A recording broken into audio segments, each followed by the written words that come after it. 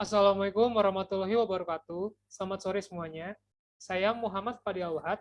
Hari ini saya akan menjelaskan mengenai perlindungan terhadap objek yang dilarang untuk menjadi target militer pada konflik Rusia dan Ukraina.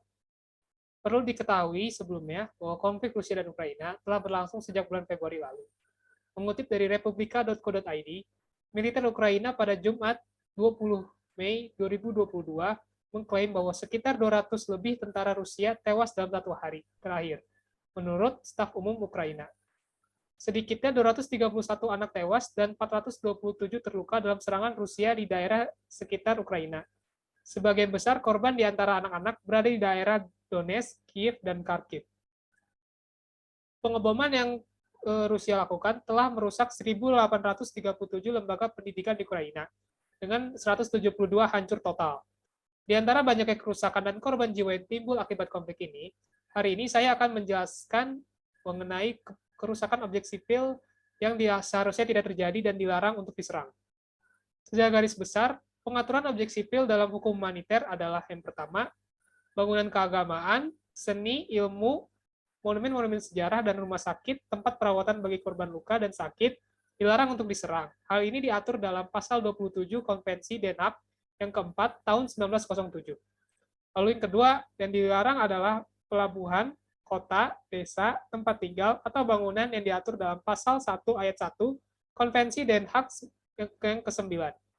Lalu yang ketiga, bahan makanan, daerah-daerah pertanian yang memproduksi bahan makanan, hasil-hasil panen, ternak, instalasi air minum, dan perbekalan.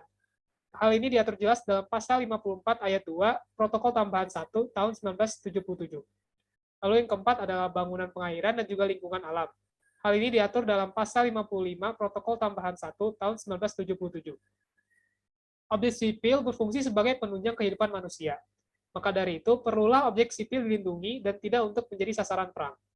Objek sipil dilindungi sebab kegunaannya tidak untuk berperang, melainkan kegunaannya adalah untuk kehidupan kepada masyarakat. Kejadian yang terjadi di konflik Rusia dan Ukraina menjadi contoh nyata tidak berjalannya prinsip pembeda pada saat terjadinya konflik, di mana bangunan dihancurkan yang pada akhirnya membuat masyarakat setempat yang seharusnya mendapat fasilitas perlindungan, pada akhirnya tidak mendapatkan hal tersebut. Seharusnya, para pihak yang sedang berkonflik, sebelum melakukan tindakan militer, melakukan tindakan pengamanan, yakni meneliti benar-benar bahwa objek yang menjadi serang bukanlah objek sipil ataupun objek yang dilarang dalam hukum humaniter. Objek yang akan diserang haruslah objek militer seperti yang ditentukan dalam pasal 52 ayat 2.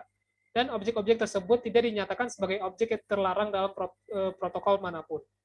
Lalu yang kedua, mengambil tindakan yang perlu dalam memilih alat dan juga cara menyerang, dengan maksud untuk mencegah atau sekurang-kurangnya memperkecil adanya korban yang tadi sengaja di kalangan penduduk sipil ataupun kerusakan pada objek sipil. Lalu yang ketiga, menangguhkan penentuan serangan yang diperkirakan akan menimbulkan korban di kalangan penduduk sipil dan juga kerusakan pada objek sipil yang lebih besar dibandingkan dengan mengedepankan keuntungan militer yang diperoleh dari serangan itu.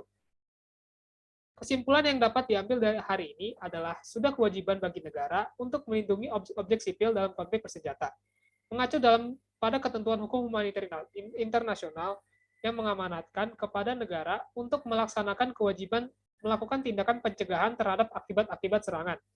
Salah satunya adalah negara harus berusaha memindahkan penduduk sipil dan melindungi objek-objek sipil dari daerah yang dekat serangan-serangan militer. Sekian dari saya. Mohon maaf bila ada kesalahan kata atau penggunaan kata-kata yang kurang jelas ataupun kurang tepat. Terima kasih. Wassalamualaikum warahmatullahi wabarakatuh.